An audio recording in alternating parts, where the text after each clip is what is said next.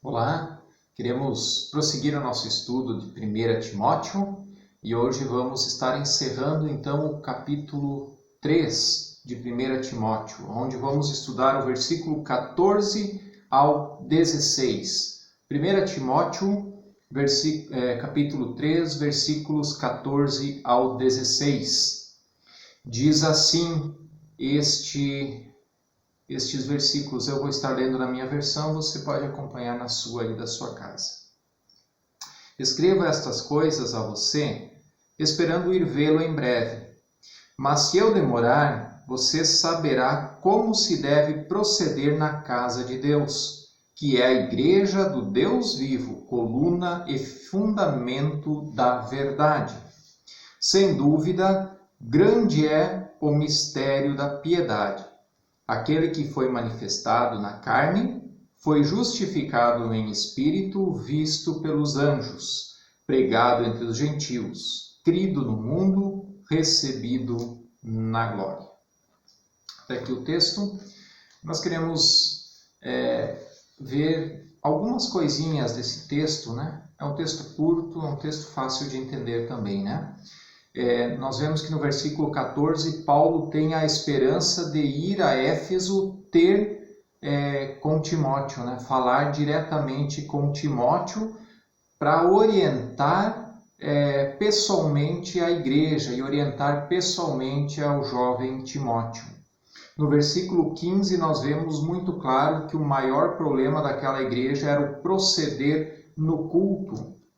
Quando Paulo diz, mas se eu demorar, você saberá como se deve proceder na casa de Deus, que é a igreja do Deus vivo, coluna e fundamento da verdade. Então ali Paulo anima e incentiva Timóteo, onde ele saberia como proceder se caso Paulo demorasse até chegar lá na igreja, né?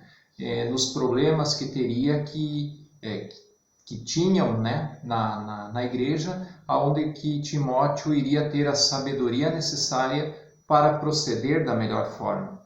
Paulo já deu várias orientações até aqui, até o capítulo 3 para Timóteo, de como deve ser o culto, como proceder, como deve ser o presbítero, os diáconos, como os homens devem se portar, as mulheres.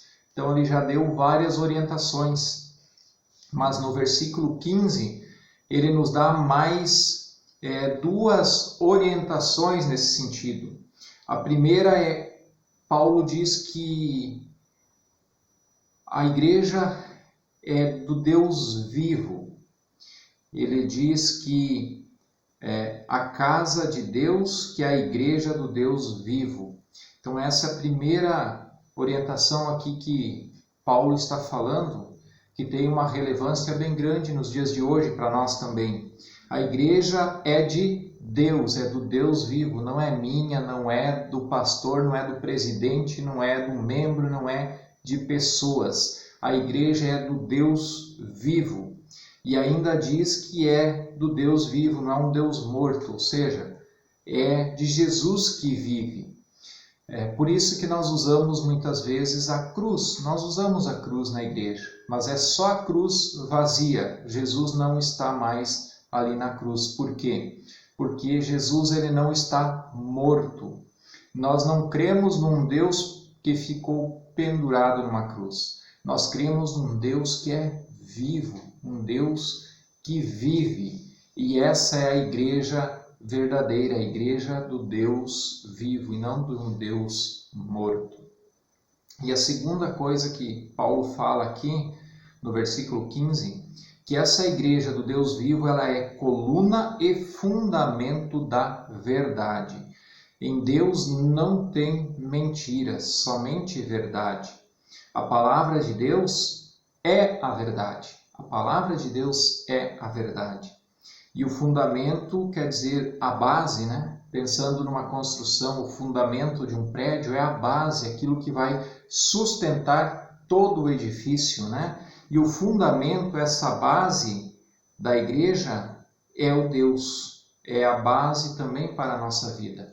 Lembra no Sermão do Monte, quando Jesus termina terminando o grande sermão do monte, Jesus vai falar daquele que constrói a casa sobre a areia e aquele que constrói sobre a rocha.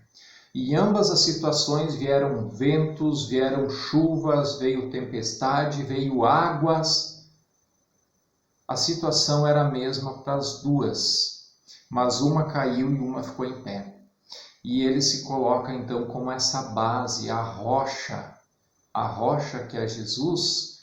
Ele é a base da igreja, é o fundamento da igreja, que é a coluna da verdade, a coluna e fundamentos da verdade. Mas também deve ser a nossa coluna, a nossa base, o nosso alicerce deve ser também a vida de Jesus. A nossa vida deve estar alicerçada em Cristo. No versículo 16, Paulo vai falar deste fundamento da igreja do Deus vivo. Então ele vai falar sobre Jesus. Ele vai dizer que foi manifestado na carne. Aquele que foi manifestado na carne, começa falando ali, né? E João 1,14, um versículo muito conhecido de muitos, que diz: "E o Verbo se fez carne e habitou entre nós, cheio de graça e de verdade, e vimos a sua glória como a glória do unigênito do Pai." Aqui João está falando justamente de Cristo, que se fez carne e habitou entre nós. E é isto que Paulo está falando, ele foi manifestado na carne, ele veio até aqui como homem, 100% homem, sendo ainda 100% Deus. Foi justificado no Espírito, diz, continuando o texto, visto pelos anjos, pregado entre os gentios. E o que é pregado entre os gentios? O que é os gentios? Gentios são todos aqueles que não são judeus. Quando a Bíblia fala dos gentios, está falando para os de fora, que não são judeus.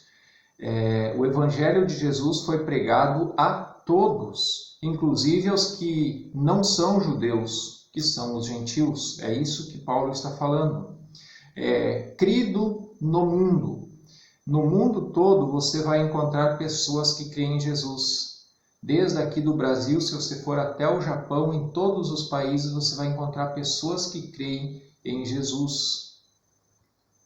E continua dizendo que ele foi recebido na glória. E termina assim o versículo: recebido na glória.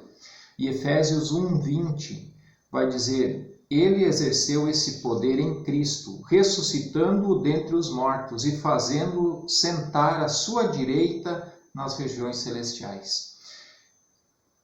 Jesus, ele morreu, ele veio em carne, né, habitou entre nós, o Verbo se fez carne, ele andou um tempo com nós, foi morto, crucificado, não ficou na cruz, foi sepultado, mas também não ficou no sepulcro. Ele ressuscitou, e depois que ele ressuscitou, então ele foi recebido nos céus por Deus e hoje está sentado à direita de Deus. É isso que o texto está se referindo. Ou seja, este fundamento da verdade nada mais é do que Jesus Cristo, que se manifestou na carne, foi justificado em espírito, visto pelos anjos, pregado entre os gentios, crido no mundo e recebido na glória. E a conclusão então desse estudo bem mais curto, né? Mas para a gente poder encerrar então o capítulo 3, a conclusão que eu chego é que a igreja só é igreja quando ela é a igreja do Deus vivo, ou seja, a igreja de Jesus, coluna e fundamento da verdade. Esta é a igreja bíblica. Toda igreja que não está fundamentada na palavra de Deus, que não está fundamentada em Cristo, não é uma igreja bíblica. Não é. Segundo esse texto, a igreja bíblica, a igreja do Deus vivo, é aquela que é a coluna e fundamento da verdade e está alicerçada em Cristo Jesus. Esta é a verdadeira igreja bíblica. Que Deus nos abençoe e que nos ajude a estarmos sempre no caminho correto, estarmos nossa vida também alicerçadas nesta igreja viva, mas nessa igreja do Deus vivo, mas também que a nossa vida seja alicerçada em Cristo, né? Como a igreja também deve ser. Que Deus te abençoe em nome de Jesus.